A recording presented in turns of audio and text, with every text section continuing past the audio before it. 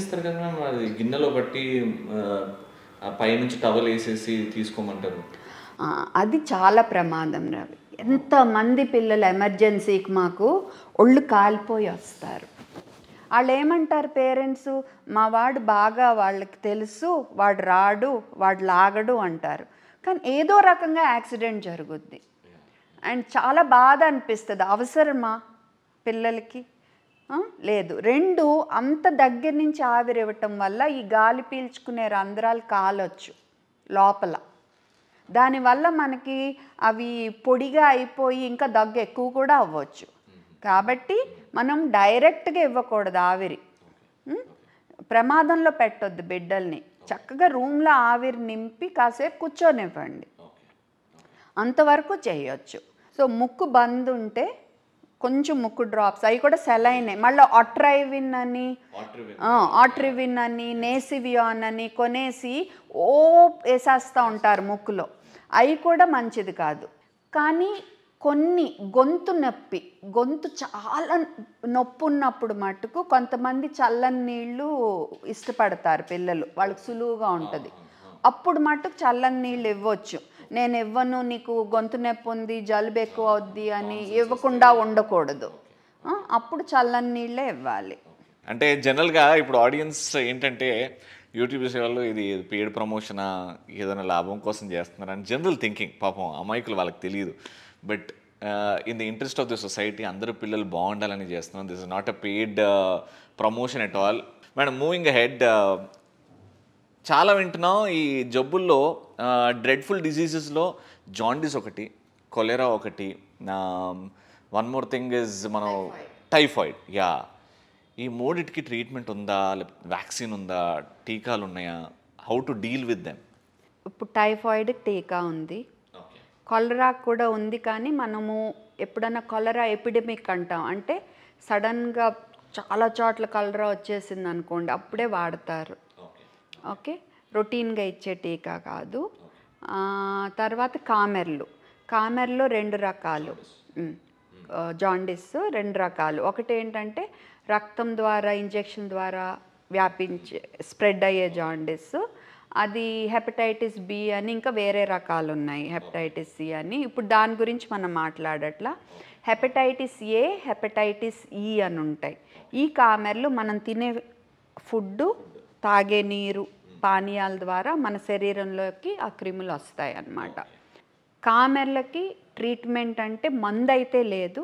కానీ కామెర్లు ఎక్కువ ఉన్నప్పుడు, లివర్ సరిగ్గా పనిచేయనప్పుడు మనం ఆసుపత్రిలో చేరి తగినట్టు వైద్యం తీసుకోవాలి. ఓకే, మరీ ఎక్కువ లేకపోతే ఇంట్లోనే ఉండొచ్చు, కొంచెం సులువుగా ఉంటే. కాకపోతే ఆహార విషయంలో ప్రోటీన్ మరీ ఎక్కువ ఉండే ఆహారం మనం తీసుకోకూడదు. ఓకే, మామూలుగా అన్నం, ఇడ్లీ ఇలా చక్కగా తినొచ్చు. మంచినీళ్ళు అవి బాగా తాగాలి. ఏదైనా ఒకసారి డాక్టర్ని సంప్రదిస్తే మంచిది. ఓకే, ఈ టైఫాయిడ్ జ్వరం కాకపోతే ప్రథమ చికిత్స మట్టుకు మారదు. హ్యాండ్, ఫుట్ అండ్ మౌత్, దీని గురించి చాలా తక్కువగా విన్నాం. బట్ ఈ హ్యాండ్, ఫీట్ అండ్ మౌత్ని ఎక్కడ తీసి పడేయలేం మనం ఈ జబ్బుని? అంటే ఇట్ ఈస్ ఈక్వల్లీ డేంజరసా, లేకపోతే? డేంజర్ కాదు, కానీ ఇదిగో రోజుకి 5-6 మంది కిడ్స్ నేను ఒక్క పీడియాట్రిషియన్నే చూస్తున్నా అంటే మరి ఇది ఇప్పుడు సడన్గా ఈ సీజన్లో బాగా వస్తుంది అన్నమాట. కానీ అదృష్టం ఏంటంటే మరీ ప్రమాదం అవ్వదు పిల్లలకి, అదొక అదృష్టం.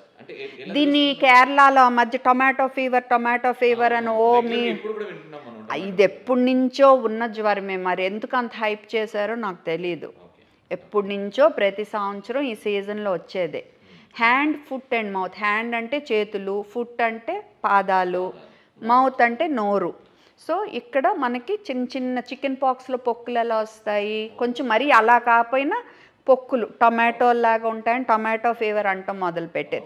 చిన్నవి గుండు సూదంతా. ఓకే, పాదాలు, అరిపాదాలు, అరిచేతులు, మోచేతులు, మోకాళ్ళు, పిర్రల మీద కూడా వస్తాయి పిల్లలకి. అండ్ నోట్లో ఏమో అల్సర్ లాగా చిన్నవి వస్తాయి. కాబట్టి ఏంటంటే బిడ్డ మన చిరాగ్గా ఉంటాడు. నోట్లో పుండ్లు ఉంటే ఊహించుకోండి, మన పెద్దాళ్ళకే చిరాగ్గా ఉంటుంది. అదొక్కటే సమస్య. కొంచెం చల్లని పానీయాలు లేదా పానీయాలను ఐస్లా చేసి చీకించటం, ఇలా చేసి ఒంట్లోకి నీరు లవణాలు వెళ్ళేట మట్టుకు చూసుకోవాలి. మిగతా ఏం తిన్నా తినకపోయినా. నేను ఇందాక చెప్పే కదా సరిపడ నీళ్లు లవణాలు వెళ్ళాలని. సో మంచినీళ్ళు, ఓరల్ రీహైడ్రేషన్ సొల్యూషన్ ఓఆర్ఎస్లు, WHO రికమెండెడ్ ఫార్ములా మళ్ళా చెప్తున్నా. 2-3 రోజులు చూసుకుంటే ఇంకా సెట్ అవుతారు. మేడం ఇది చేతి మీద పొక్కులు అనగానే నాకు చికెన్ పాక్స్ గుర్తొచ్చింది. ఐ హ్యాడ్ దిస్ పింపుల్స్ లాగా వచ్చాయి. ఇంకా సమ్వేర్ ఎక్కడో పిల్లలకి చికెన్ పాక్స్ వచ్చింది, ఈజ్ ఎఫెక్టెడ్ అని వింటూ ఉంటాం. దీని గురించి ఉంటుంది. చికెన్ పాక్స్ మన దేశంలో ఇప్పుడప్పుడే వెళ్ళదు ఇంకా. ఎందుకంటే అది చాలా ఈజీగా వ్యాపిస్తుంది కదా ఈ సీజన్. చికెన్ పాక్స్ వ్యాక్సిన్ అయితే ఉంది, ఇవ్వాలా వద్దా అన్నది తల్లిదండ్రులు ఇష్టం అనుకోండి. ఇప్పుడు హ్యాండ్, ఫుట్ అండ్ మౌత్లో ఇందాక నేను ఏం కాంప్లికేషన్స్ ఉండవు అన్నా కదా మోస్ట్లీ. కానీ చికెన్ పాక్స్లో అలా కాదు, అరుదుగా న్యూమోనియా రావచ్చు, అరుదుగా మెదడుకు కూడా కొట్టచ్చు. కానీ ఇది పిల్లల కంటే పెద్దాళ్ళలో ఎక్కువ సీరియస్ అవుతుంది చికెన్ పాక్స్. ఓకే, చికెన్ పాక్స్కి హ్యాండ్, ఫుట్ అండ్ మౌత్కి తేడా ఏంటంటే చికెన్ పాక్స్లో ముందు మొహము బాడీ మీద వస్తాయి, వచ్చి తర్వాత చేతులు కాళ్ళకి వెళ్తాయి. హ్యాండ్, ఫుట్ అండ్ మౌత్లో చేతులు, పాదాలు, నోరు అంతే, ఇంక వేరే చోట రావు. ఓకే, ఈ చికెన్ పాక్స్కి మందు కూడా ఉంది మనకి. అంటే చికెన్ పాక్స్ పూర్తిగా తగ్గించేది కానీ చికెన్ పాక్స్ వల్ల పెద్ద సమస్యలు ఎదురవ్వకుండా చూసుకుంటుంది. చాలామంది చికెన్ పాక్స్ ఉంటే స్నానం చేయకుండా కూర్చోబెడతారు, దానివల్ల చర్మానికి వేరే ఇన్ఫెక్షన్స్ రావచ్చు, వేరే క్రిములు చేరవచ్చు. రెగ్యులర్గా స్నానం చేయించండి, ఏమీ ప్రాబ్లం లేదు. చికెన్ తినకూడదా, గుడ్డు తినకూడదా అని అడుగుతారు. హ్యాపీగా 2 పూట్ల చికెన్ కూడా తినొచ్చు, బిడ్డ అరుగుదల బాగుంటాయి. ఓకే, జ్వరానికి అవసరం బట్టి జ్వరం మందు, కాకపోతే చికెన్ పాక్స్ ఉన్నప్పుడు ఈ మందులు ఇవ్వకూడదు. యాస్పిరిన్ అనే మందు ఎట్టి పరిస్థితుల్లో ఇవ్వకూడదు. ఇస్తే ఒక్కోసారి లివర్ ఫెయిల్ అయ్యేంత పెద్ద జబ్బులాగా పరిణమించవచ్చు అది. ఓకే, సో ఓన్లీ పారాసెటమాల్ వరకు. జ్వరం ఉంటే, దురద ఉంటే డాక్టర్ని అడిగి దురద కంట్రోల్కి అడగండి.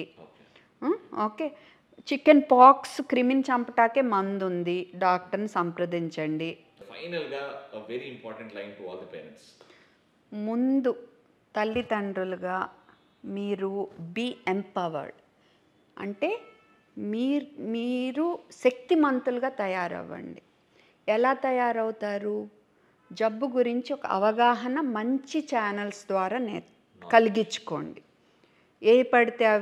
ఎవరు పడితే వాళ్ళు చెప్పినవి కాదు. ముందు 2, ప్రథమ చికిత్స మంచిగా నేర్చుకోండి. ఫిట్స్కి కానీ, జ్వరానికి కానీ. ఇంకోటి చాలా ముఖ్యం, గొంతుకి ఏమైనా అడ్డం పడితే ఇది మట్టుకు ప్రతి తల్లిదండ్రులు నేర్చుకుని ఉండాలి. తర్వాత CPR అంటే గుండె పనిచేయటం ఆగిపోతే ఏం చేయాలనేది కూడా నేర్చుకుని ఉండాలి. ఎందుకంటే మీ బిడ్డకు మీరే ముందు వైద్యం, తర్వాతే మేము.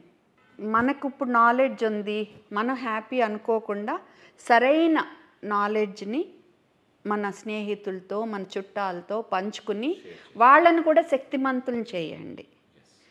ఇదొక మిషన్ లాగా తయారవ్వాలి. నేను నా వంతు నేను షేర్ చేశాను ఆ ఛానల్ ద్వారా. సో ఐ హోప్ ఎవరికైతే ఇన్ఫర్మేషన్ వచ్చిందో మీరు కూడా 10 మందికి షేర్ చేయండి. ఎందుకంటే nothing is more important than health. ఆ ఉద్దేశంతోనే చెప్పడం జరిగింది. Thank you so much ma'am. Me busy షెడ్యూల్లో నేను కొంచెం టైం అలా లాగేసి తీసుకున్నాను. అండ్ చాలా పేషెంట్గా, ఇట్స్ మై ప్రివిలేజ్. నాకు చెయ్యాలని ఉంది. ఇది చోకింగ్ అన్నారు, మళ్ళీ ఫిట్స్ వచ్చినప్పుడు మళ్ళీ CPR అన్నారు, ఇవన్నీ కూడా మీ యూట్యూబ్ ఛానల్లో ఉన్నాయి. Doctor Shivaranjani easy health.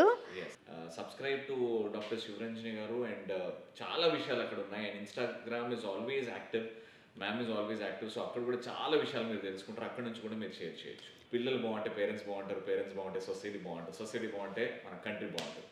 Take care, bye.